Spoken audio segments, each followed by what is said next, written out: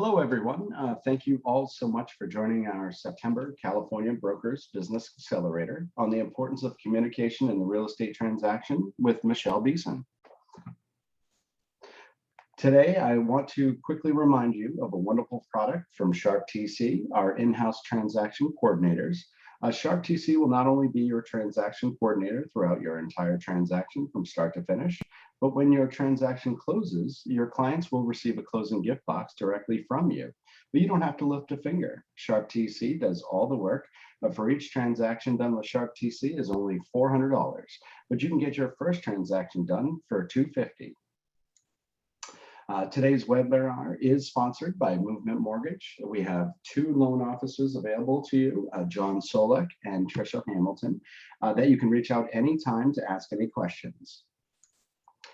Now let's go ahead and get started with today's topic. Remember, if you have any questions during this presentation, you can type them in the chat box on your Zoom control panel, and we will do a Q&A at the end of the presentation.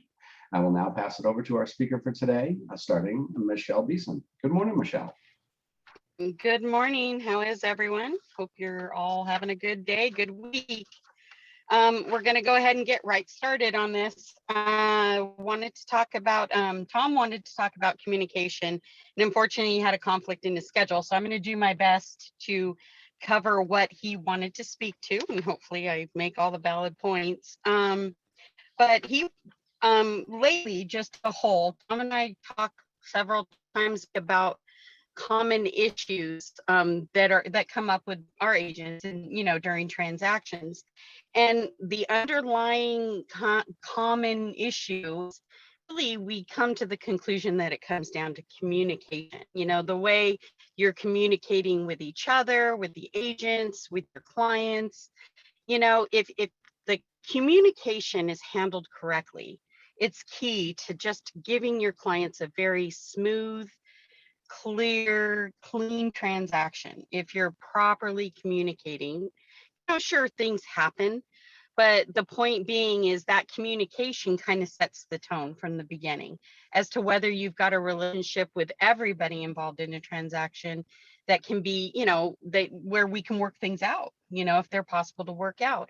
And if they can't work out, you can leave. If you handle it correctly, you can, leave the transaction without bad feelings. So we're going to go over all aspects of that today. If there's any questions, I'm actually in my car, so I can't look at chat. So I'll trust Anthony here to let me know if any questions pop up. But feel free to ask and I'll answer to the best of my ability. So one thing that Tom put down first and foremost, the communication in completing documentation. So what does that mean? Especially in this age of technology, it's very easy for us to send contracts over, send disclosures over with a statement like, hey, any questions, let me know. And, most of the time it seems that the clients don't ask questions. They just click and sign.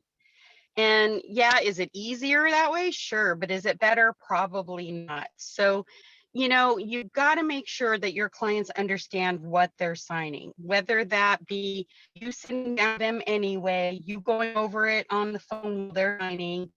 Your job is to make sure they understand what they're signing. And especially with contracts, your listing contracts, your RPAs, you need to have some sort of communication. It can't just be, I'm sending it over and click and sign. Even though you say, and is it covering you when you say, ask me if there's questions? In a respect, but still your job is to make sure they understand. And we're seeing a lot of issues with disclosures simply not being filled out correctly because the seller doesn't understand what is being asked of them.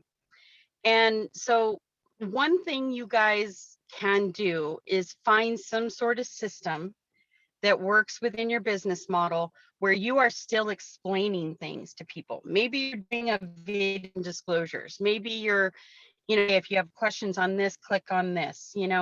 Whatever you do, you need to make sure you are communicating effectively and openly with your clients so they understand what it is they're signing.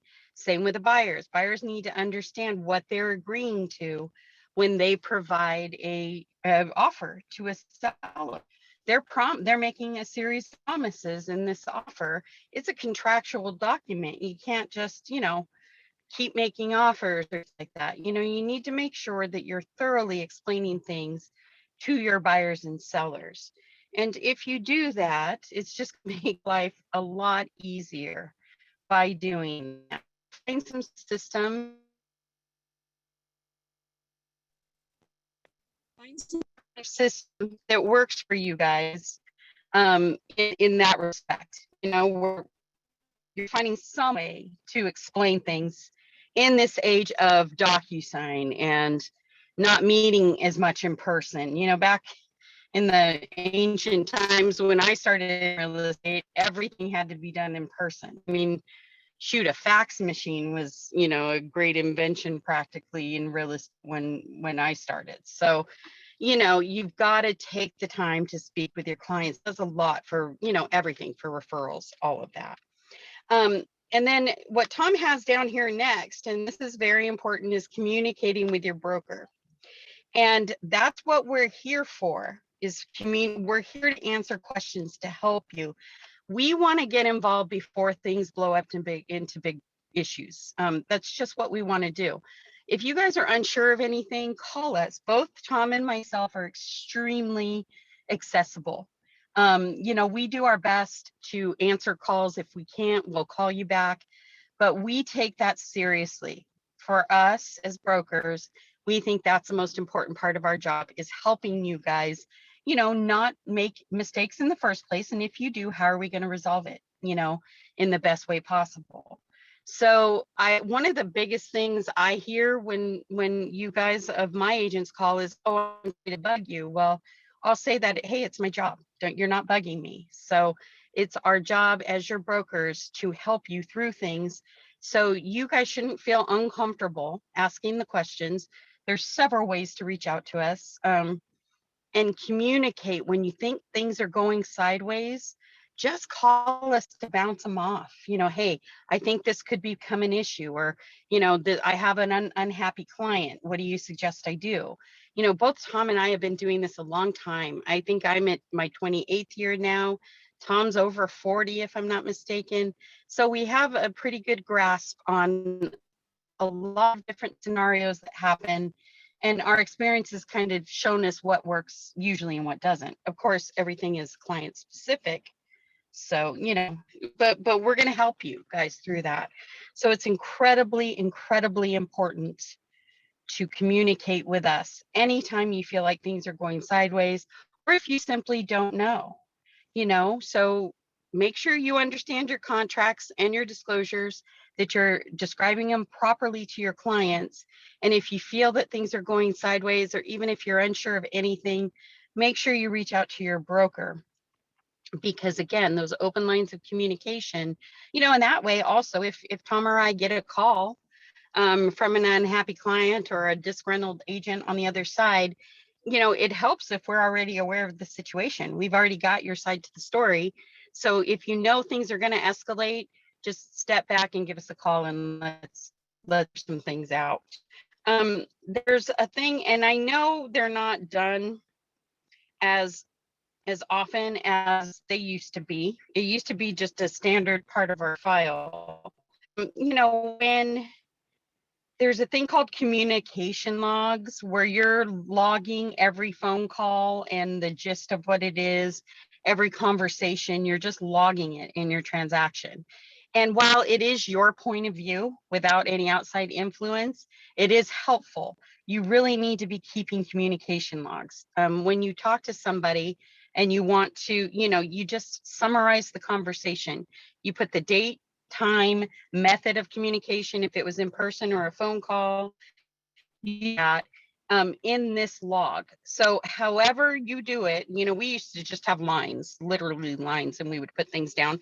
But now you can, I'm sure there's apps for that sort of thing. All of that, you guys really need to document your conversations when you have them, what the gist of the conversation was. But even better, and I tell my agents this all the time, when you have a phone conversation where there's no documentation, text messages or anything, you need to follow up on this post and your agent, you need to follow up on those conversations with an email saying, hey, just to summarize our conversation today, this is what, we spoke about. The reason for that is you've got a written account of what happened. And if the other party disagrees with your summary, they have the chance to respond back and rebut. And that's very, very, very important, because you need to know if there's a misunderstanding and you do this summary email at the end of the day. So you take your log, however you do that, and you kind of summarize what happened that day, when it's pertinent. You don't, just checking in on somebody to make sure it's okay. You don't need to document that. But when you're talking about the results of a home inspection, for example, you send out a recap email at the end of the day. If they don't agree with the conversation, they can rebut it. And guess what? You just kind of squelched an issue because you figured out that, hey, we don't have the same perception of what happened here. And why is that important? It's important because when so much of our communication nowadays is via email and text, most of it's via text, we tend to be very short with our text. You don't get tone in a text. So what somebody could be like, oh, is just a basic statement, could sound really aggressive or just obnoxious in a text. And we don't know how people are going to perceive that. On the other side, the receiving side, they're having a bad day. They could perceive your text completely opposite of what your intent was. So again, that's why these summaries at the end of the day, when important, pertinent things to the transaction happen, are so important, because again, especially in text communication really is void of any tone, any intention. It's just void of it because it tends to be shorter. A lot of times it contains typos. I know mine does because I have to do talk to text all the time, and I'm driving sometimes, so I can't take the time to proof it. So again, summary emails at the end of the day, completely, it's almost should be required that you do it. I mean, I should say it's a requirement because it needs to be keeping some sort of communication somehow, where when, who, how you spoke to somebody, and what it was about. You're noting that, and then you're doing a recap email at the end of the day. So very, very, very important. Also important is keeping in constant communication with your escrow, your lender, your title reps. Your assistant TC, to send out check-in email with just make sure everybody is being kept in the loop, that things aren't happening outside of anyone's knowledge. Why is that important? Let's just say somebody decides at the last minute they want to add a buyer, right? And if escrow doesn't know about that, it could cause a delay in our close. So again, just make sure that important things that everything involved. I've seen a lot of times, too many times, frankly, where credits have been negotiated in lieu of repairs, and people neglect to inform escrow that there's supposed to be a credit. And at the last minute, we've got loan docs and it screws things up. I mean, again, if we need to make sure, oh, this is important, I'm going to make sure everybody knows. If they don't need to know, no big deal. You've just covered everything, even if it's not absolutely, important. So make sure you're including everybody in your constant communications, that anything relevant needs to be informed. I can't tell you how many times, lenders have neglected to tell, the agents that something's going on, or it's just because there's not that open line of communication. And if from the beginning of the transaction, you're openly and actively communicating with everybody on a regular basis, you're setting the tone for that transaction. Is it going to be foolproof? No, nothing ever is, but at least you're setting that tone and you're setting expectations for the lender, not necessarily the title rep, nothing really goes on with them, but escrow, that you expect to be informed when things happen, and you're going to do your part in making sure everybody is always on the same page. That is your primary goal, guys, is to make sure, you're the facilitator of this transaction. You know, you're like the project manager of the transaction. It's your job to keep things on track and keep things going. And yeah, you need to have your hands a little bit in every arena, not to do their jobs, but to make sure everybody's on the same page. You know, it's very important. You need to make sure your clients understand what they're doing. You need to make sure that everybody understands that you are the middle guy and you want to know when things happen, and set that tone in the beginning so there's no issues. And then one of the things that Tom put down here, and this is very, very important, is about contingency releases or waiving contingencies and what it means for our clients. You know, our sellers need to understand that contingencies are protecting that deposit. And unless there are your contingencies removed, they don't get that deposit. It's not cut and dry. And you also need to make sure your sellers understand that if the deposit release requires, you know, mutual agreement. So I've found a lot of times this isn't clearly being communicated to the seller. It's almost like a flippant, oh, well, if they back out a contingency or for no reason you get their deposit. Well, it's not that simple. They may have to do some sort of litigation for deposit. It could be something simple like small claims, but it could be long and drawn out. There could be a deposit. A deposit can be tied up in escrow for up to 2 years before escrow has to release it to the state. So, you know, there has to be mutual agreement, and we need to make sure your sellers understand what that means. They don't just get the deposit. And I feel like that's one area that I too often see lack of communication in, is that a misunderstanding that the deposit is just released. It doesn't work that way. So we need to give those expectations about the contingency and what it means and how it affects them and the release for deposit. They need to understand you should be clearly communicating this, this procedure to them. And the same with the buyers. The buyers need to understand that in the contract, they promise to remove a contingency by X day. So, you know, you don't wait for the lender to tell you that you can remove the loan contingency, because guess what? You know, you want to ask, but the buyer promised to remove it in 21 days. So what does that mean for the buyer? Well, what that means is that the buyer's not comfortable enough in their ability to obtain financing, they may need to consider canceling, because if the seller provides a notice to perform, you know, you can't just say, well, they're not ready. The lender's not ready. That's not a valid excuse. They already promised to do that. So again, you need to clearly communicate this to your buyer. Do they have to have full loan approval to remove the contingency? No, they don't. They have to be comfortable in their ability to get that loan, and, you know, be willing to possibly lose their deposit if they don't. So again, because contractually they promised to do it by this date, which means the seller can issue a notice to perform and cancel if they don't. So again, I'm just seeing a little bit of a lack of communication of exactly what contingencies mean and notices mean. So this is a pretty basic procedure, guys. You know, if you have X amount of time to remove a contingency, if it doesn't happen, you can be issued a notice to perform. If you don't act within that time frame of the notice to perform, the seller can cancel. Can the seller keep the deposit? No, because there's contingency. So again, just get a good grasp of this, you know, pretty common and doesn't vary procedure is around contingencies, and make sure you're properly explaining this to your clients. And, you know, the same with what is a demand to close? Well, if they don't close on time, what can I do? Oh, you can issue a demand to close. Okay, great. You know, but make sure they understand that. And also you may want to communicate, especially to your sellers, that their only power, you know, we know the contract is kind of written to protect the buyer above the seller. And their only power is in their willingness to cancel, to keep things on track. If they're not willing to cancel, can you issue the notice to perform?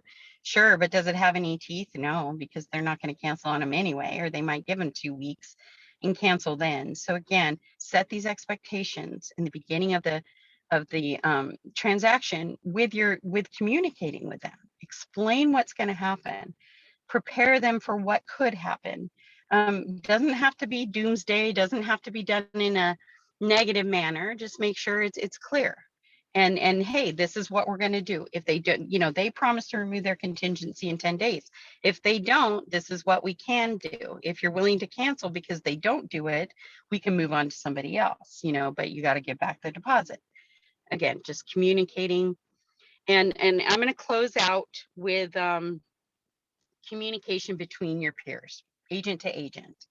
We're seeing a lot of issues agent to agent. A couple things, I'm not going to talk too much on it because again, it's kind of common sense. But one thing, guys, you're professionals, remove your emotions from it. If an agent is upsetting you, let it go. It's not about you. It's the whole transaction is not about you. You don't own the transaction. You're not party to the contract. You're here to help it go smoothly. So what does that mean? If an agent is having a bad day and taking it out on you, you don't want to be disrespected, sure, but you should say something calm like, hey, I don't think we're going anywhere with this conversation. Why don't we pick it back up tomorrow or in an hour or whatever, after the person has. But when you feel that escalation of emotions and negativity, take a step back or just keep your mouth shut and let them vent. And once they vent, maybe you can get somewhere with it. But again, don't take it personal.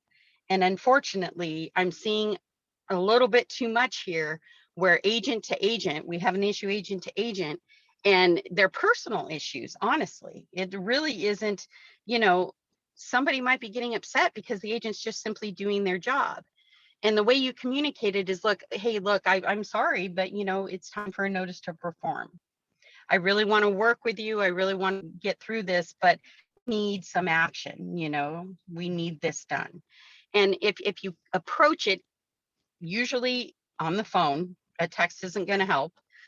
And you work through it, even if you're doing a kind of a negative action or an adverse action against the other party, if you communicate it in a proper way, it'll go a lot better than if you just do it or try to do a power play.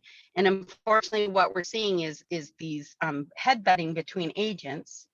And somehow, even if it doesn't really involve the client too much, the clients are finding out about this personal headbutting between the two agents. This is not something that should be done. Your clients hired you so they don't have to deal with the drama and the stress. So we need to make sure we're handling all of that between ourselves. And believe me, you're going to get a lot more repeat business and a lot more referrals if at the end of the transaction, they're saying, oh my gosh, that was so easy and so smooth, as opposed to, oh, my agent fought for me and he was a bulldog. That probably isn't going to get you as much repeat business as if that client just had such a great experience. Even if it wasn't 100% smooth, you handled it because that's your job, and you only got them involved when it involved them and not anything outside, going to make a huge difference. So yeah, that's about it for me. I know I've talked for a long time. I don't know if there were any questions or comments, but you can let me know, Anthony, if there were. Absolutely. So we do not have any questions yet. I'm going to leave the chat open though for another minute, give everyone an opportunity to ask any questions. And I'd like to thank you for your wonderful insight today, Michelle. Thank you. Oh, thank you. Mm-hmm.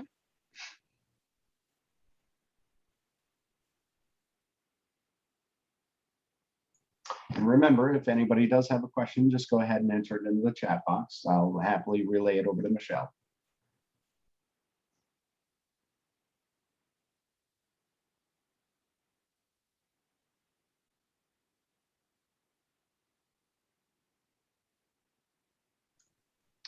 All right, well, it doesn't look like any questions coming through, so want to thank everybody again. Oh, wait, last minute question from Roberta.